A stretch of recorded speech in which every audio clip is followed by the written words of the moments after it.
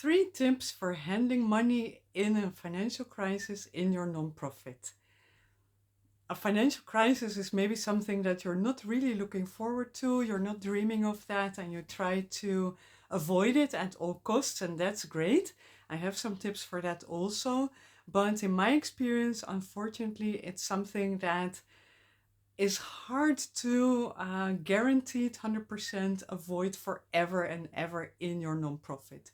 It's just nonprofit life has its uncertainties that make the chance that you meet a financial crisis very high.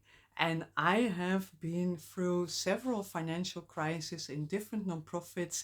And that is why I wanted to share these tips with you, because I love helping everyone avoid a financial crisis. And this is the best way that I can help you, by sharing my tips. Other than if you join, of course, my workshops or courses where we can really work more together on setting up your systems, budgeting skills, and so on and so forth. But this is what I can give you to help you avoid as much as possible financial crisis, or to mitigate, minimize the impact of a financial crisis on your nonprofit. So let's get started. First of all, I'm curious to hear from you. How do you manage and how do you monitor your finance management in your nonprofit, and what are your tips for that? Those could be helpful to your colleagues, so please feel free to share them here or in my free nonprofit support community. You can find the link in the description below. So when we're talking about financial crisis, if you have your finance systems in place, you will not be surprised by a financial crisis, right? You will probably see it coming. Maybe you can spot now that 6 months from now, your cash flow looks horrible. And so you know that you will have a crisis at that time. So if your systems work, then you can predict a crisis coming. And of course, if you can see it coming, that gives you time to manage it and maybe to avoid it. But sometimes, nevertheless, it's not possible to avoid it altogether. And then you need to do certain things, right? That you need to make sure that you're not running around like a headless chicken, but that you focus on the right things to do. And that's what I want to help you with in this video. And in order to understand what it is that you need to do, we need to know more about the financial crisis.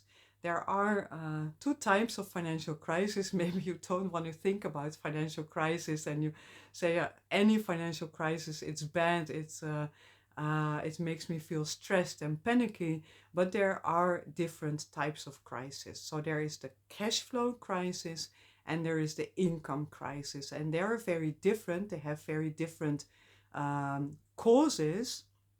And so the answers that you need to give, or how you need to address those crises, is also very different based on that. So a cash flow crisis is a crisis when you don't have money on the bank and you need to pay for things, right? You need to pay maybe salaries of your team, you need to pay for activity costs, you need to pay for consultants, maybe you need to buy a new laptop for a staff member because the other laptop broke down. So you need to pay people, but you don't have money on the bank account. That's your cash flow crisis. We're going to look at that in a moment, but I just want to highlight first what is the other type of crisis. The income crisis is where maybe you do have money on the bank account and you can pay for everything you want, but the money on the bank account doesn't match the needs for which you need to pay for things, right? So maybe you have money on the bank account for organizing a sports activity, but the things that you need to pay for right now are your IT consultant to set up that new laptop that you need to buy, to make sure that it is free of viruses, that all the software is on it. Maybe you were actually planning to organize reading clubs for girls, and those things are not covered by the grant whose money is on your bank account, right? So the income crisis is when you need to pay for things like general necessary costs, or when you want to pay for things like reading class activities that are not the purpose of the money that you have. So there's a mismatch between the money that you have and the things that you want to pay for and want to do, need to pay for and need to do maybe. Yes, so we'll talk about that later too. And I think you can already imagine that the answer to different crises is different because of the cause of the crisis is different. And so the cash flow crisis is something that happens a lot, or there's a big risk of it happening in nonprofits if you work with project grants, for example, because most donors have a policy that they pay, for example, the 10% or 20% of the total approved budget amount after they have approved your final report, for example, right? So it means that at the end of the project period, you make your final report. Usually your donor is very generous and they give you like 2 months deadline for reporting on everything that was done in your final report. And in your final report, you need to report on those sports activities maybe. And so you need to have done those activities and you need to have paid for everybody who was involved in those activities. Then you need to report on that. You have 2 months for that and you think, okay, yeah, that's nice, 2 months. I take my time. I will send it maybe in week 7, right? Instead, maybe not week 8, but week 7. And then your donor is also taking their time to look at your report, to process it, and to internally make arrangements for payment of the final installment. And so all in all, that could take like 2 months reporting time, maybe 2-3 months donor processing time. So it could mean that 5 months after the final day of your project period, you might get the final payment from your donor that is reimbursing you for expenses that you incurred maybe 6, 7, 8, 9 months before you receive that money, right? So you need to pre-finance that money. And that could be a long time, like 4 or 5 months. That's what happens a lot. And so that could be a long time that you need to have paid for those things and waiting for the money to be reimbursed to you. And in the meantime, your other activities are ongoing. Your staff is working, they need their salaries. Your regular consultants are working, they need their fees to be paid. Computers are running, you need to update software, whatever it is. So everything is going on. And so this can create like a mismatch in the timing when you have money on your bank account to pay for things, and when you need to pre-finance things. Yeah, so that's the mismatch there in your cash flow crisis. I'm just going to look at my notes. I'm sorry. So that's what I wanted to highlight. Yeah, this is the crisis in the cash flow, and then what you can do with this is, if you have a cash flow projection, then you can see this cash flow crisis coming, right? You can predict like, 6 months from now, we will have problems paying the bills because we're still waiting for that donor installment. We expect it maybe 7 months from now. So there's 1 month when we will have a very tricky situation on the bank account if everything else continues as it is, right? So when you know that, then there's 2 things that you can do, basically 2 buttons that your cash flow projection gives you. And one is to delay outgoing payments. So you could say to your IT consultant like, thank you for updating our software, but we're going to be paying you a bit late because we don't have money. You can probably see that your IT consultant might not be happy with that, and they might say, look, I have a family too. I need to feed my kids. I have my house that I need to pay the rent for, and so on and so forth. So that's a little bit tricky there. And the other button that you have is to try and speed up incoming monies. So that could be where you say, okay, the final report, I have 2 months to prepare it, but that means that it will take 5 months for the money to arrive, maybe. So if I can make my final report faster, then maybe the time lapse could become 4 months instead of 5 months, right? So if I use only 1 month for reporting, the donor can start processing and paying sooner. So that could be a way of speeding up incoming monies. Of course, you can then also alert the donor and say, look, we're going to hand in our report a little bit sooner than the deadline because we expect that we will have a cash flow crisis if we need to wait until that date for receiving the next or the final installment. So if you could please process this fast, it would be super helpful for us, right? That's what you can do. And the other thing that you could do, of course, is look at other progress reporting deadlines and speed up reporting. Or you could say, oh, we have that donation button on our website and maybe we're going to share it a bit more actively so we might get more donations, right? And that's actually my first tip for you. If you have a cash flow crisis, focus on speeding up incoming amounts rather than delaying outgoing amounts.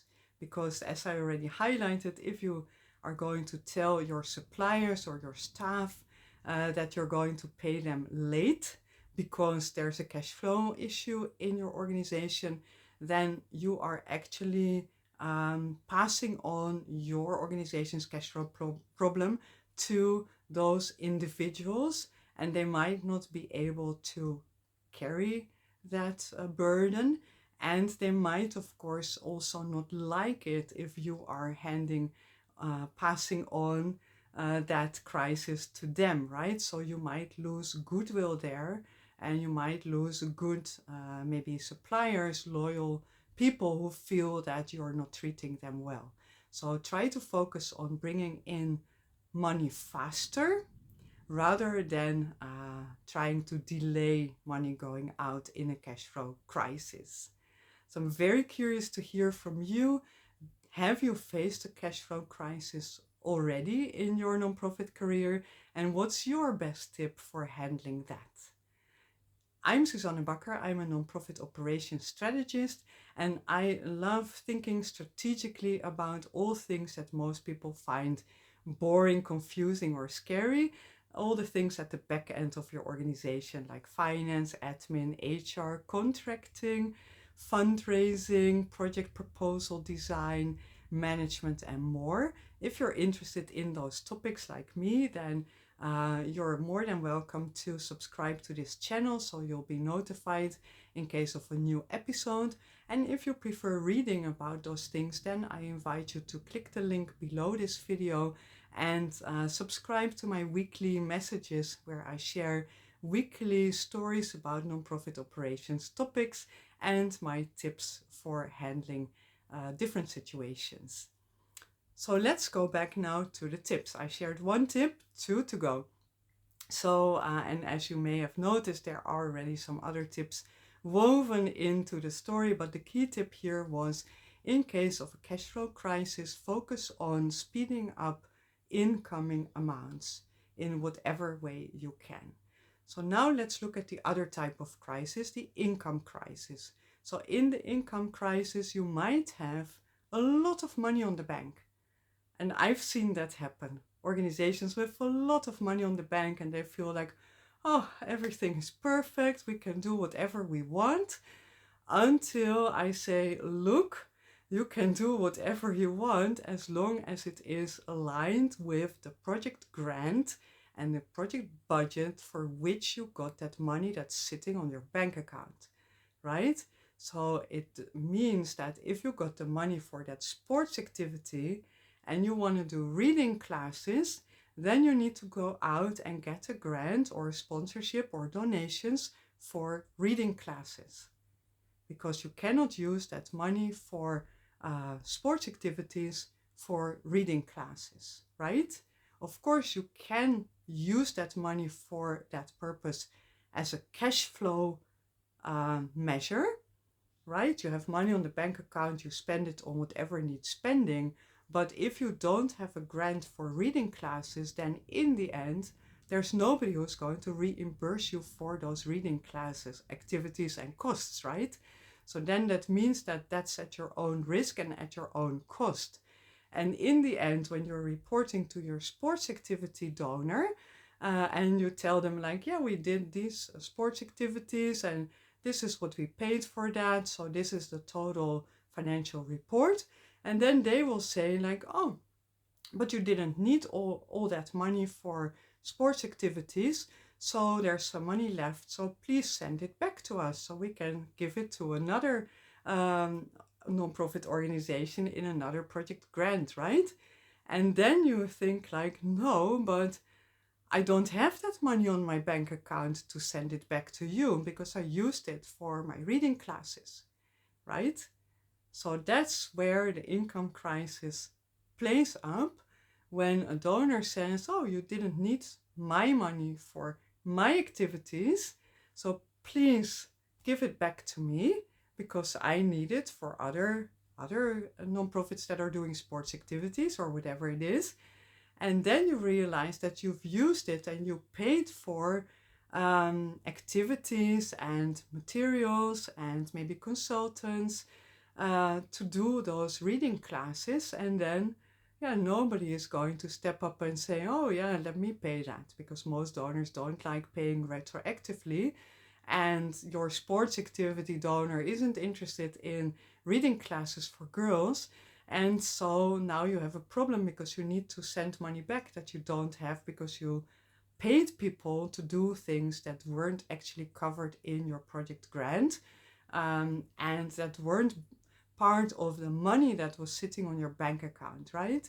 This is a problem that I see happening very, very often in nonprofits, mostly because of two main things, because they want to do things that are not part of a project grant, maybe because of an emergency or maybe because they feel reading classes are super important. We need to invest in that. And I'm not saying you're wrong, but if you don't have money for it, I would still advise to not do it or to not incur costs for that. And the other reason why this happens is, for example, that nonprofits aren't always paying attention to including general costs in their project budget calculations or their sponsorship calculations or their donation request calculations. And by that I mean, for example, in order to do all your activities, you need to have an office maybe. You need people to sit there, to work there. They need computers, they need software, they need a cup of coffee once in a while. They might need some other things, paper, printers, whatever it is. And all these costs, they might not belong specifically to one project, but each project would be impossible without those general costs being covered, right? If you don't have your bookkeeper doing the accounting, then none of those donors can get nice reports, right? But you cannot say this accountant or this bookkeeper is really for this project, right? Because if you have more than one project, then that person's going to work on different projects and they're not going to be able to keep track of that precisely. And the same is true for computers, IT consultants, maybe communication activities for the organization as a whole. There's a whole lot of things that you need to have in place, people and equipment, services that you need to have in place for all your project activities to be possible. But none of the project activities says, oh, let me pay your office cleaner, let me pay your office coffee, let me pay for your director salary, your communication manager salary, whatever, right? They don't say that because they say, yeah, your director's not working in this project. I don't want to see them in my project budget, right? And there are ways how you can include such general costs in your calculations for a project budget or sponsorship budget or donation request budget. But you need to think about that strategically, like what are those costs and how can I include them, right? So that's one thing that you need to be aware of so that you can avoid having a income crisis. But let's go back to, okay, now we face this income crisis. What are we gonna do, right? Because we paid for those reading classes.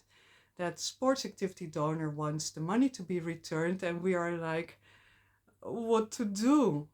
We want to hide under our duvet and pretend that we don't exist. Of course, that's not going to help the problem one bit, but sometimes you can just feel like that, right?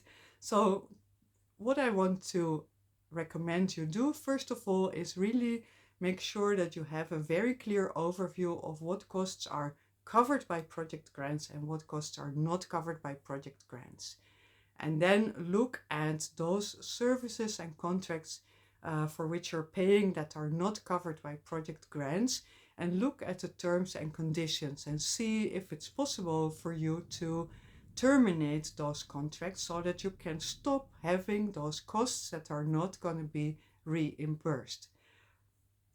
And here I want to warn you not to go around running like a headless chicken, as I said before, and terminating everything, terminating the IT consultant, terminating the office rent, whatever, because there could also be a cost of terminating things or stopping things, right?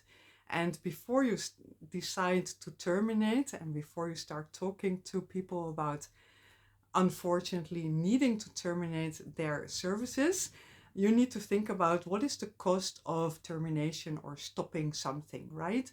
If you terminate your IT consultant very suddenly, you tell them today, okay, I want to end your contract.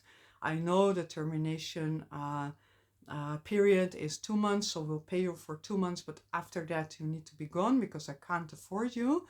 Then you might lose their trust, right?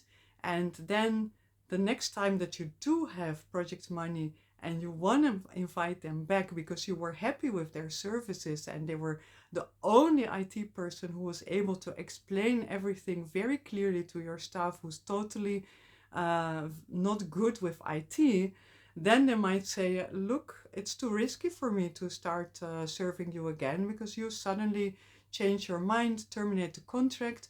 I had reserved all that time for you. I trusted you, and you might lose goodwill, but you then might also, as a result of that, lose expertise that you need in your organization. So think about that before you start terminating people left, right, and center. Think about, okay, what is the cost of terminating, and what is the benefit of terminating, right? What costs do I avoid if I terminate, but also what will happen if I do, and what will be the impact of that later on. So that's something good to keep in mind before you start doing those things. Now I just want to have a small peek at my notes that I'm not forgetting something. Yeah, so then now you know, okay, what costs do I need to stop? What are the terms and conditions for that? And what are the risks for that? Then you can maybe try to go to your donor and say, hey, maybe you can actually cover some of those costs, because we have those sports activities, but you know what? In order to plan those sports activities, we really need our communication manager, because they are publishing all the invitations and the information about the sports activities so that people know where to go and when to go there. And we need our IT person, because without them we wouldn't be able to work on our computers safely without viruses and whatever. And so actually we are now in a position that we are thinking of terminating those contracts, but it would be very detrimental to our work in the future. And at the same time, if we terminate them, even though they're not part of the budget for the sports activities, it will impact on the sports activity implementation, because actually they're needed for that. Not 100%, not 5 days a week, but maybe in total like 1 day a week. They are in fact dedicating time to making the sports activities possible. And then you can have a conversation with your donor about that and see if it's possible to have a budget adjustment to include those costs, or maybe to see them as part of a budget line that you already have that you didn't think you could use for covering those costs, right? Donors are really willing to help if they can, if you are upfront and honest about what's going on. What is the problem? How did it occur? What do you think you can do about it? And how would that impact the work that you're doing together? Yes, so the other tip that I want to give, this was tip 2 in 2 phrases.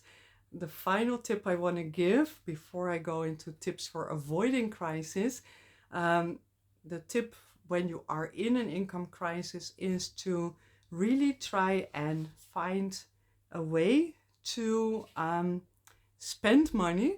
It sounds very counterintuitive, to spend money to generate money, right? So maybe in the midst of a crisis, I've traveled abroad to meet a donor to see if we could start a partnership there.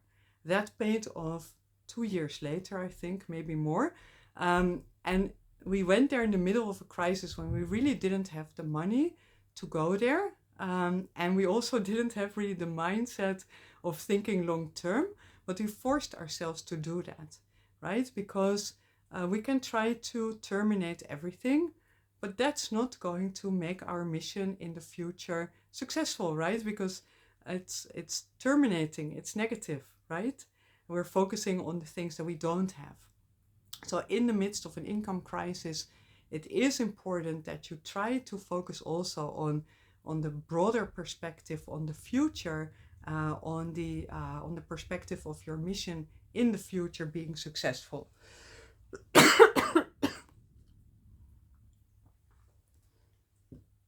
Yeah, so this visit, at the time it felt very risky. Sorry for that, but it did pay off in the end.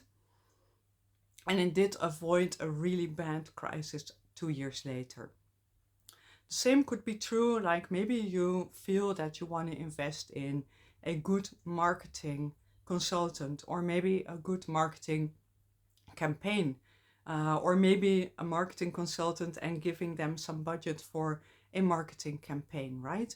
And it might feel like you can't spend any money, but sometimes you must spend money to generate more money in the future.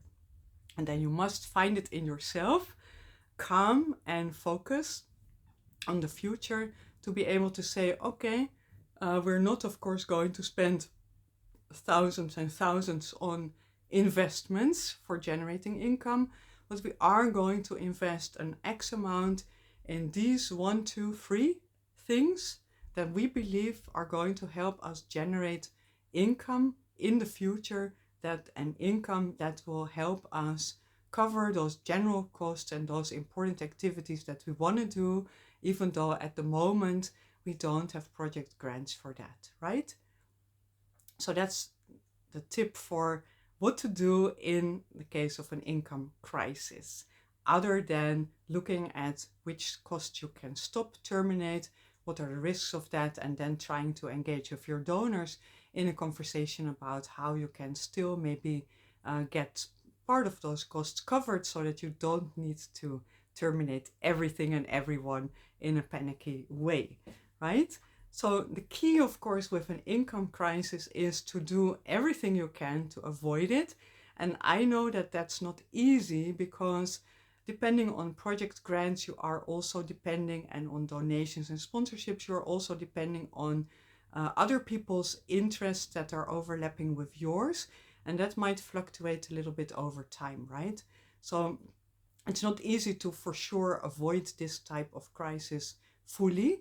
But if you, for example, save up reserves, then you have a buffer money that you can use in such a case, right? So you're not actually avoiding the income crisis, but you are preparing for a future income crisis by saving up money in a reserve that you can use in case this crisis knocks on your door. So that's one tip that I have for you for avoiding a bad impact of such a crisis, right? A crisis will come, but you will be prepared, and it won't hurt you because you have money to cover all the costs that are not covered for a certain period of time.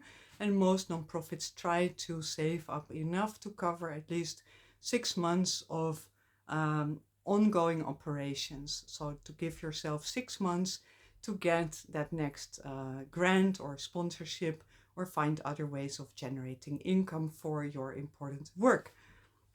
So the other thing that I would advise you strongly to do, if you haven't done it already, is make a calculation of all your general costs. Make an inventory first, make a calculation, and then see how you can divide that or allocate coverage of these costs to different projects. Which donors have space for covering such costs, and where is that space? And then you can make a policy about that too. You can also say like, okay, we're not going to accept any grants or sponsorships or donations where we cannot use part of the money for covering general costs, either as a percentage budget line for admin costs, or by the use of fees for time spent of our staff, which include salary costs plus an allocation of the general costs, or maybe by having direct budget lines for office rent, for example, that are part of the budget just like that, right? So you could have a policy about that, same as you can have a policy around cash flow issues, to protect yourself from accepting grants that are going to create problems for you in the future without you knowing it, right? There might always be a moment when you say, okay, this is the policy, but in this case we need to make an exception.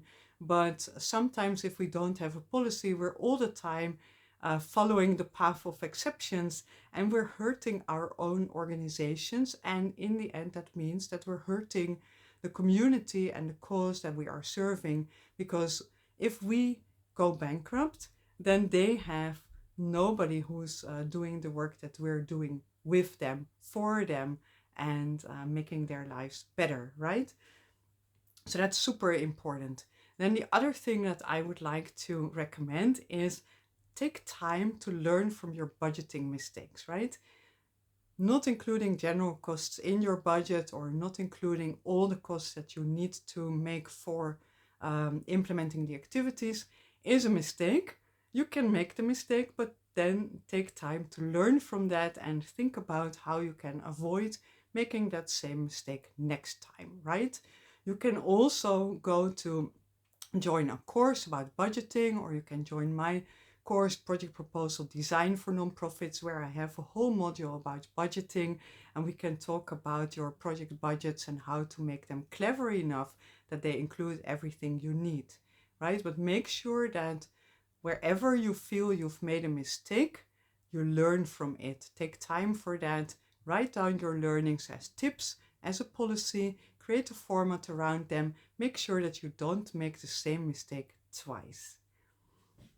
And then, of course, another recommendation, invest time in creating a good fundraising strategy and a good fundraising plan that focuses on maximizing your income, but also on maximizing income from different sources, right? So that you're not depending on one source, and what happens if they somehow fall apart, can't continue supporting you. So make sure that you have a good strategy and a good plan, not only for this year, but also already now for next year, right? Doesn't matter whenever you're listening or watching to this video, make sure that you have a strategy and a plan for this year, the current year, and the next year, so that you know where you want to go, what you need to do to make sure that you have income coming into your organization from different sources all the time.